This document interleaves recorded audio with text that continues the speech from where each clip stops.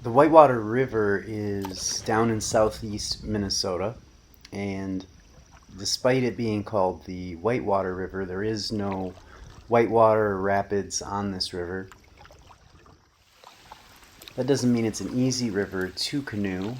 The DNR doesn't maintain this river, so there's a lot of deadfalls, snags, and everything in the river, and at points that can make it challenging. This is actually my second time canoeing the Whitewater River. First time was back in April, and I did that tandem with my buddy Huck.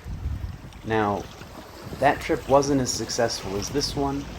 The water was much colder. I think the current was just a little bit faster, and we dumped the canoe probably halfway, 2/3 of the way through the trip, and my phone wasn't secured as well as it should have been, and I lost all the footage from that trip.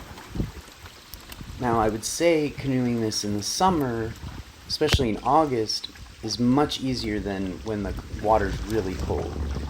First, you don't have to portage up on the bank and over and around obstacles because the water's too cold and too swift to maneuver.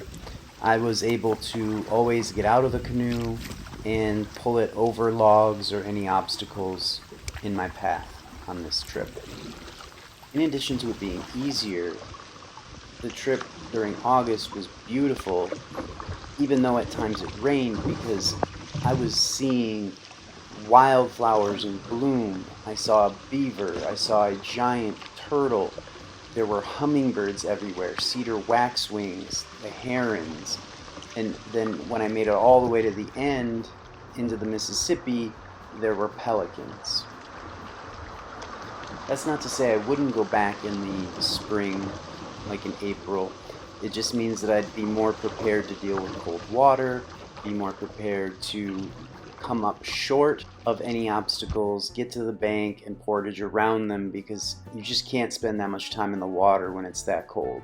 And a big selling point for going early, like in April, would be that there are these little lakes along the river that if you get up on the bank, you can walk over to them and see a lot of the migratory birds passing through the area.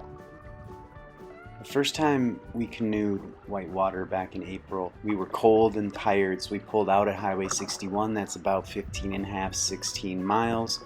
It took us 6 hours, I think, that day.